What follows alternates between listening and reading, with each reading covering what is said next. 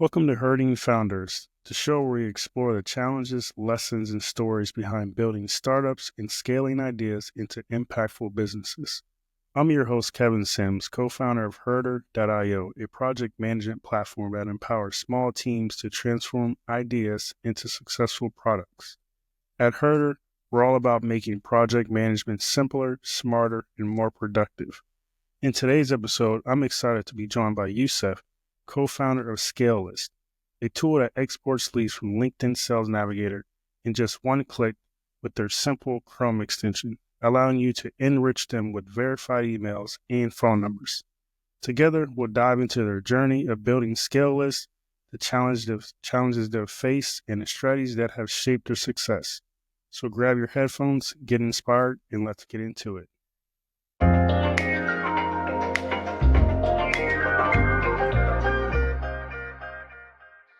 So, with that being said, if you can, maybe just tell me a little bit about yourself and then, what inspired you to kind of start Scalelist.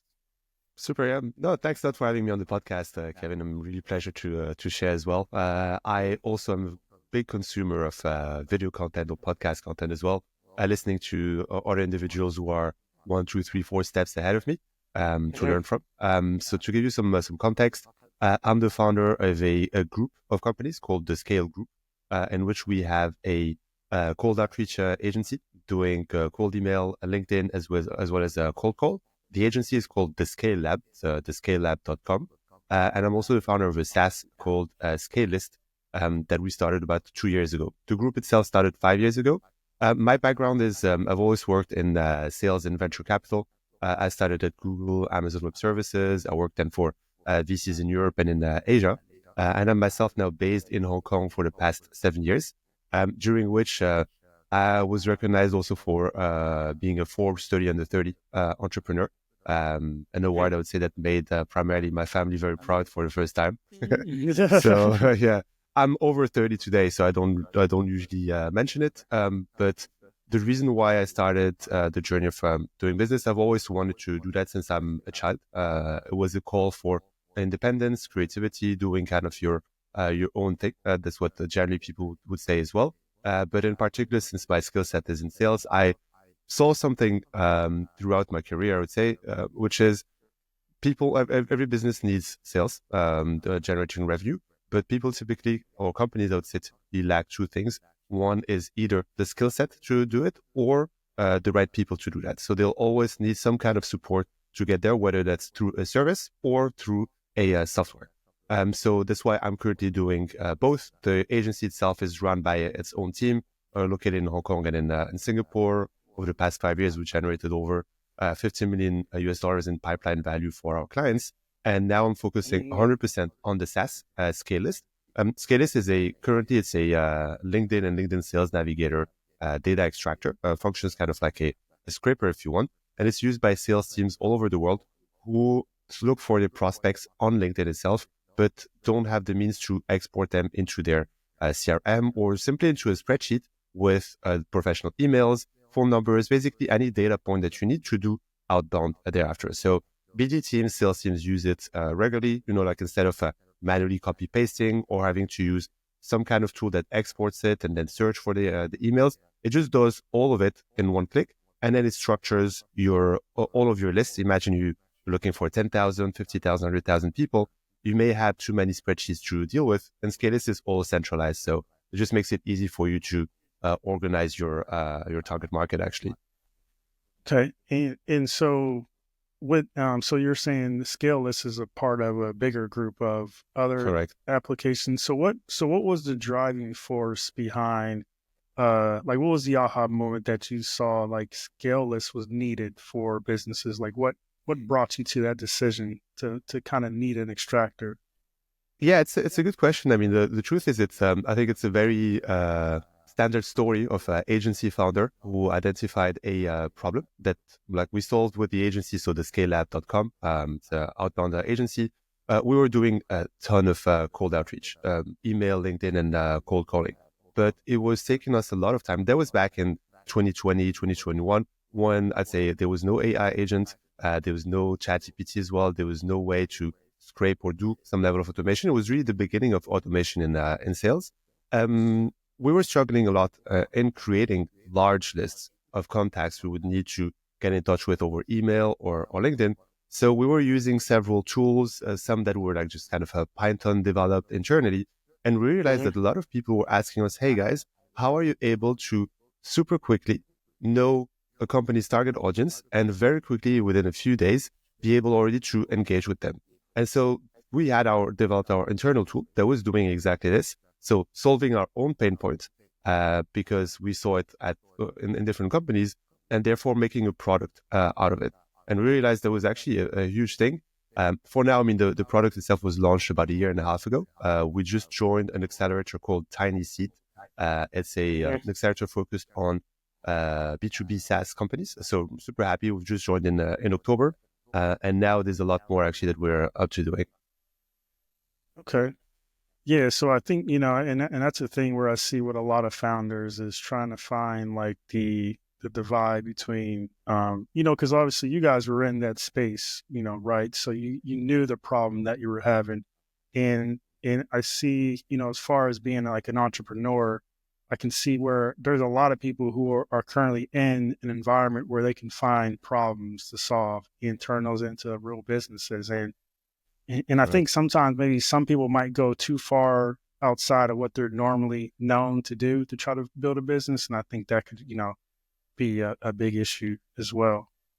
But it seems like you guys found like a nice niche within your current scope of the agency. Yeah, I mean, the agency was a starting ground for the SaaS and probably other businesses. I mean, every time now we see a problem at scale, you can solve it either with human intervention, and that's therefore an agency, or with technology, and therefore that becomes a SaaS, or possibly now we're talking more about agents actually. So yeah, it was definitely a good validation for us because we're not digging into a problem that we're unaware of. It's just a problem that we could see happen not only like every month or every week. It was literally a daily issue. So for you guys, kind of more in a unique situation where you already had the agency, you probably had like a little more funding than what someone who would be already an entrepreneur would look to. So like, how did you guys, did you have to was going with Tiny Seed on this particular funding? Was it a need for additional capital because you saw like, okay, this is a great idea. We need to put more fuel or backing to this particular product. What was the reason for someone like yourself? I mean, this is also a very good question because like the way you make it sounds pretty easy. And when I look back at it, the transition happened over 2024, actually. So last year, I have to say it was really painful. And I have to say it was horrible when we were in the middle of transitioning from the agency to the SaaS because we had no funding. And that's the case of most founders. And, typically you think, okay, I don't have funding. I cannot focus on it. And the only way I can grow is to put time into my SaaS, but you're also lacking time because when you're an agency, you sell and you also deliver the work. So the issue was, how do we enable us to have more time and therefore be able to transition to the SaaS? The only way we could do this, we thought about two ways. One is, okay, we could fundraise, but fundraising takes time. It doesn't happen overnight. Or we can voluntarily accept to take in less clients on the agency, therefore allow us to have more time and progressively, reinvest that time on our SaaS. And that's what we've done. I mean, it is probably the longer path because, like if you have capital, you can immediately switch and be like, okay, we hire a managing director. We can go on the SaaS right away within a day's time, like as soon as you have the capital. But since we didn't, and I think that's the case of 99% of the founders who were doing an agency, we just had to take the sacrifice of say, okay, we really believe in this. We've been seeing growth actually since January to June last year without doing much. I can't say like without doing much because the little time we were investing was paying off and we could see that over a longer period of time. This gave us confidence to say, okay, I'm willing to cut my salary, to cut my revenue by X and therefore have more time because we will take in less clients on the agency and have more time to reinvest. And we just built up a plan. We're like, okay, if we continue growing at this rate, which was a conservative rate, it would take us 4 or 5 months to be able to start paying ourselves from the SaaS rather than from the agency. That's what we've done. And at the same time, I started looking for funds. That was talking to different accelerators, we got accepted. So I'm based in Hong Kong myself. My business partner, who I'm Okay. running at the group, the agency, as well as the SaaS together, is based in Singapore.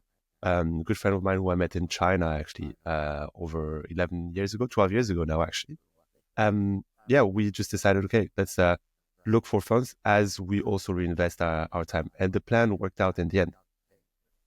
Okay, and I don't know if I might have heard it earlier on. So in Hong Yeah. Kong, are you from Hong Kong, or did you move there?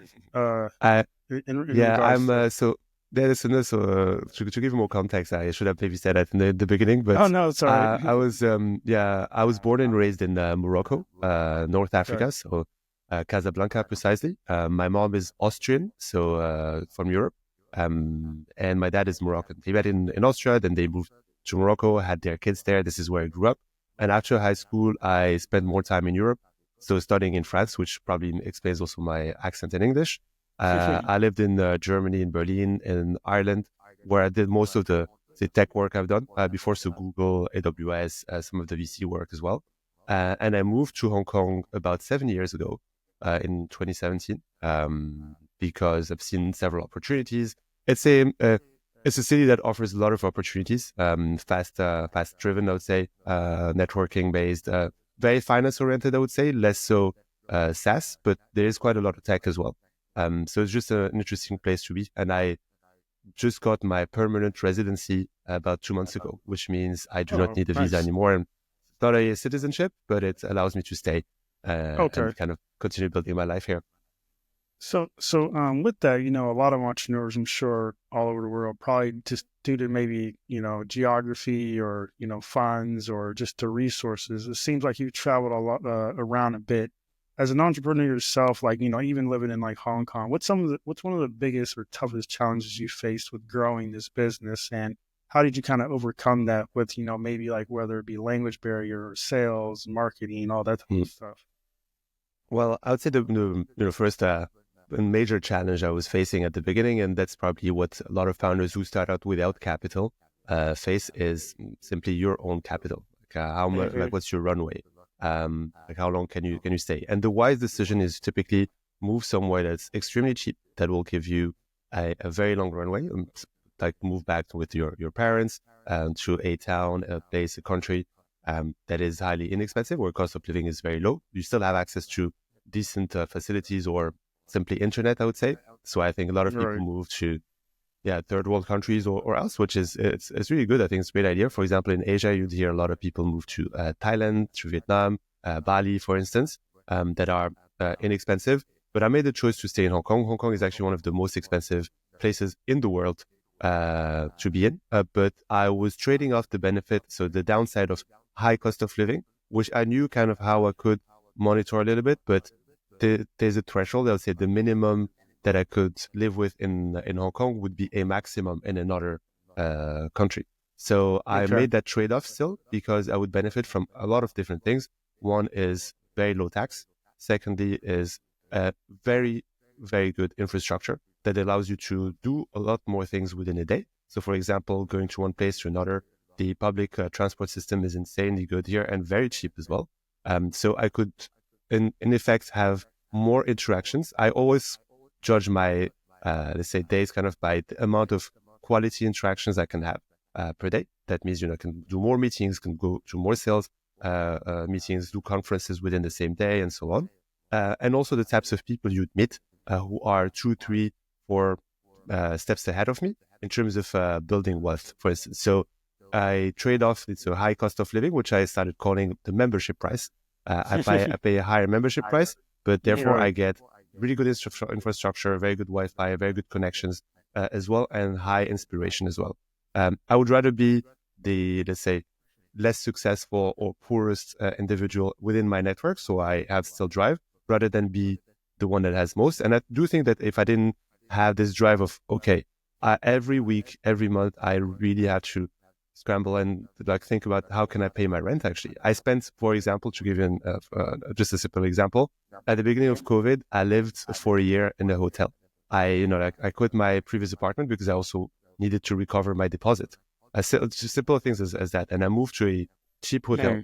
Mm. That doesn't have a kitchen, doesn't have anything, and I was just budgeting even what I was eating. it's not the best. I was a single man at the time as well. Not ideal when you meet somebody and say, hey, I just live in a Right. very cheap hotel. I can't even invite you for dinner. There's no TV screen or else literally just a bed, a shower, and some tiny table where that I could use as a desk. But that was a necessary sacrifice for me to move on. Because if I hadn't done that, I would have reduced my run rate by, I don't know, 5 or 10x even. Okay. And so like, yeah, and that's good because one thing with obviously monetary purposes, yeah, some of those sacrifices are needed when you're bootstrapping or becoming an entrepreneur. And as you were growing those businesses, you know, especially from the agency or even just Scalelist, what was it like when you realized your business was gaining that traction? Like when did you know, like at an early stage, like, the agency is, the way to go? Like, did you know when you needed to pivot or, make additional changes in the business? Yeah. Well, in fact, I mean, I do believe in both types of businesses, but as a beginner entrepreneur, like I started when I was 29. I'm turning 35 this year. So that was about 6 years ago. When I started the business, it was really with the intention of, okay, I want to do my own thing. I know I have a skill set. I know how to sell. And I actually sold, let's say, projects before I even registered the business. So because I Okay. needed to test the market, that was for me just a way of was my own MVP. I had built up a website, I had packages, and I was just talking to different people, selling. It was more consulting types of projects, but one-offs, not built on the hour. It was like a package thing that would last for 2 days, a week, or else. And I started selling that, and when that started picking up, so I was like, okay, this is good. But to your question of like, when did I decide whether that's a good type of business, whether that's agency or SaaS, or like when to pivot? In fact, I learned it throughout growing the business. At the beginning, I think I was like the evolution was I was an expensive freelancer at the beginning. Then my business partner joined me about a year after I actually started the business. Then we were two expensive freelancers, so we could do together. We could input more, and we would put it in the same bucket, which we called our company. Then when we started hiring people, this is where we realized, okay, we're not just expensive freelancers. We have to think as business owners, and that's a very different aspect. So where you think about, I should not work for the business should work for us so that we can grow the business itself. Otherwise, there's no way we can do that. And that transition was actually difficult, not just mentally, but it was actually really draining because we were trying to do too much at the same time without having stabilized a team or a system, I would say, to run the company on its own. So we were just spread too thin. I burnt out twice, actually, making two different mistakes. The first one was spreading myself too thin, and the other one was really out of frustration, seeing that I was spending too much time on things that were low value, but low leverage for too long of a period, and burnt out again. And this is where, in these critical moments, this is where you realize that something needs to change. If I don't change, nothing's going to change. So I need to change what I do. And this is also where we started the SaaS, realizing, okay, I understand the business of an agency and its scalability per se. It has its limitation, valuation. Like if you work for the next 5-10 years on this, what can I expect in terms of exit? Potentially looking at other agencies, what are the multiples? How do they work? And an agency is still a really good thing. And I want to keep the agency because it's a great lab to identify problems that you can solve with technology. It's also really good to be just at the forefront of anything because you're doing the work and you're doing it at scale. Really good for that. But I can say like I have the highest hopes. I mean, the agency can grow a lot for sure, but I see that the valuations are a lot higher with SaaS companies, and the scalability is as well. Requires less people. Systems are in place.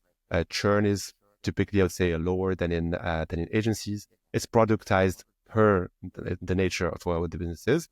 Just in comparison, the time I would invest probably in SaaS would generate, that's my estimate, personal, maybe different for others. I know other founders who said like, I don't want to do tech because the margins in SaaS, in the service can actually be extremely high. And I can run a very profitable business without funding on an agency, whereas you have to fundraise potentially a little bit if you do that. We don't hope to fundraise more for the SaaS itself. That's not what we're aiming for. We want to stay bootstrapped in terms of mentality as much as possible. And that's why we chose also Tiny Seed, because that's what they promote in per se. So yeah, the pivotal times, came at crisis moments of suffering, really. And I think that's also a lesson for life. I was talking about it with our managing director from the agency just yesterday evening, which is, the toughest moments are the ones where you have to show up and where you learn the most. And if you welcome the challenge as a lesson, you can really get something out of it. And if you're not challenged and there's no discomfort, there's usually no change coming. Like if everything is okay, why change something that works? Right. That's kind of the lesson as well. Yeah. So it seems like that's one of the almost like a big one of the biggest positive impacts on your business. You understanding that you have to step back and change the role in which you are. And I think with a lot of entrepreneurs, even myself, there's been times where you're so used to doing a specific task or you're starting it out, and the delegation, some people have problems or figuring out how to delegate, manage people under them, or even figure out like when you are starting to scale, when do I have to, shift, gears and, focus my energy somewhere else.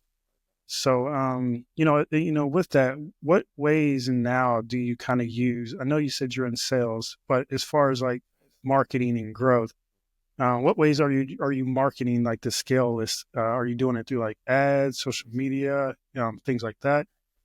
Well, yeah, very good question. I mean, since we have an outbound agency, the more obvious way for us to market our SaaS was to do outbound. We're like, hey, let's bit of like use our own dog food and what we're good at. So email, LinkedIn, and we tried some cold call as well.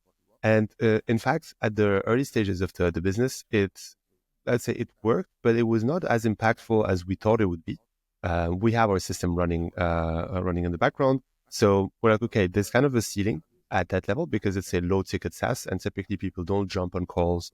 They might try on their own. And you have to do a lot more volume, in fact, to get just some responses. Somebody was like, okay, yeah, I'd be willing to try. A lot more than for the agency. Our target audience is typically, let's say, SME to mid-market types companies who have a sales cycle of 3 to 9 months, ticket sizes of minimum 5 figures, which is very different. Our SaaS average ticket size is it's like 3 figures. So very different target. The market is a lot bigger actually than the audience that we run with the agency. We're still applying let's say the principles. It worked at the very first, like the aha moments came from posting content on LinkedIn. My business partner and I, we both have collectively about 65,000 as of today followers on LinkedIn who are all primarily salespeople as well. So we've been distributing that, and this has picked up at the beginning. We saw that posting content on, how to export leads from LinkedIn Sales Navigator, how to find people's email addresses, or like how you can do it within 5 minutes instead of like 5 days or 5 weeks.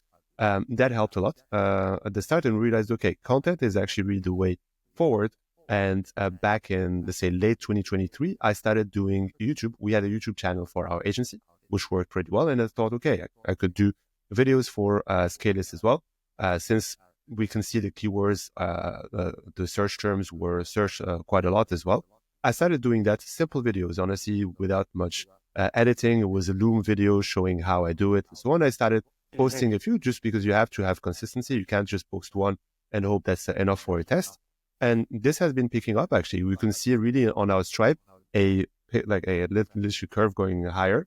And nice. We started asking as well our users as a self-attribution, how do they find us? And within 6 months, and this is where we realized, okay, we have to make the switch. 50% of our paid users came from YouTube, in fact. So now we're this year investing a lot more in YouTube. I mean, I'm a big believer generally in sales driven by a personal brand. When you generate value, and I really appreciate what you're doing, Kevin. It's just like, the time you're taking to reach out to founders, to try to pull the nuggets from them and organize this for others to use as well on their own. It's amazing. It really creates a bond with you as a person. I mean, I do want to listen to your other podcasts, what the other guests that you've invited, because I know I'll learn from them faster than if I was searching for the information and trying to read or else. So, and that connection is good because you generate a lot more inbound. And if you do outbound, you have already a presence. You can imagine like Elon Musk sending you an actual email with his email.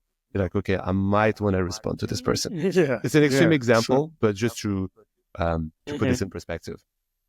Yeah, and I think you hit on a good point there is about consistency. And I think, as far as with the YouTube and social media marketing, I think a lot of founders, sometimes they have that, maybe whether it be burnout or too many lanes, trying to pick too many lanes. And I think you hit on a good point as far as like, you did the one video and some, you can't just do one, you do multiples. And that brings me to another question I had. What kind of habits or routines do you kind of keep to keep yourself focused and productive as you become an entrepreneur, as you're taking on more, not necessarily more tasks, but your business are starting to grow. So you got to kind of focus yourself a lot more. Kind of routines that you kind of keep for yourself to make sure you're not veering off into too many small tangents. Yeah, it's a great question. I mean, I'd love to hear from your other founders that you've interviewed how they see things because I'm a big advocate of focus and time.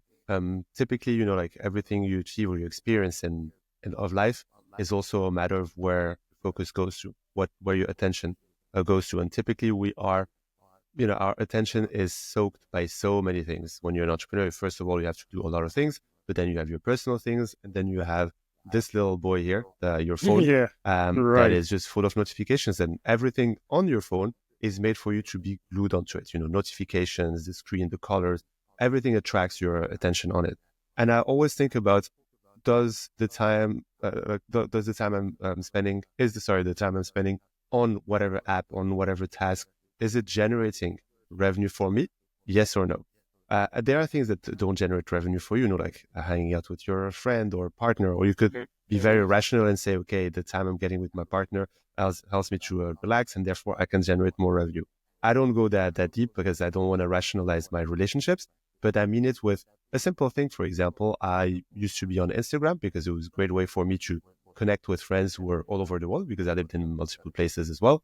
But I realized, if I spend 1 hour per day on Instagram, I calculated, let's say 1 hour per day means 365 hours a year. That's Yeah. little over 15 days. So if I could recover fully 15 days of my pure attention undisturbed, how much more could I actually achieve? And just refocusing this and being mindful about, how you spend your time. This is a routine that I have with anything. When you reach out as well, Kevin, I mean, I had to make the judgment call of, okay, if we're spending an hour together, is this revenue generating or not? Mhm. This is just my vision as an entrepreneur. Of course, I mean, I looked you up and I think it's really good what you're doing. And I love also being on podcasts because it gives me also a lot of ideas and connections. But I always value things about my time. I am a big advocate of saving and protecting your rest, big time. I go to bed usually at 9:30, 10 p.m. I wake up early. I'd rather wake up early in the morning and just have a lot of time, go for a walk, or else it really frees up a lot of my headspace. But that wasn't who I was when I started.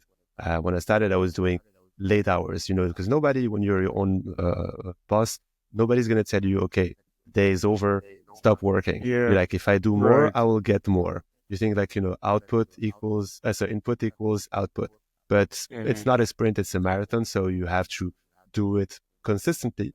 And you start realizing, okay, after burning out 2 times, there's something really wrong about my routines. And not focusing on rest was number one. Not being mindful about where I invest my time was number two for me. And the rest is really simple things as I eat healthy, I work out, I just keep myself, let's say, healthy as much as I can. I say no to a lot of things, invitations, whatever. And sometimes I just ignore. I can come across as rude when I don't reply. But in the end, it's just that moment where you may feel rude. The next hour, you've already forgotten about it and you realize, Yeah. okay, my time is better spent here than that there, and I don't even need to continue thinking about, oh, sorry, I didn't reply to Yeah. this email or else, because will always be asking things from you, and they will have an agenda for your own schedule. So yeah, protect your time. That's my thing. Yeah, for sure. Yeah. And I know, as we're wrapping up here, I was, wondering, so what's next for, you as an entrepreneur or founder for your business? Any exciting projects or goals that you're setting for yourself for, this coming year, it's growing the agency, growing the scale is whatever, as far as what Yeah, you have in absolutely. mind.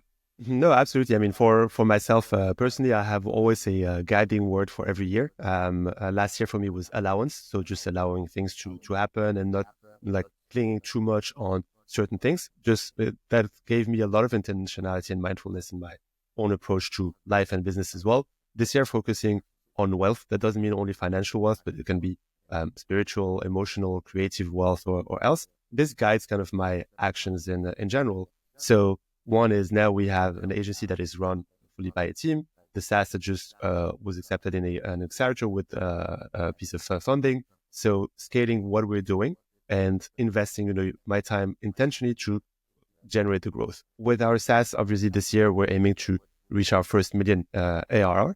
So that's a big goal that we have, but we can only achieve it if we have 100% of our time.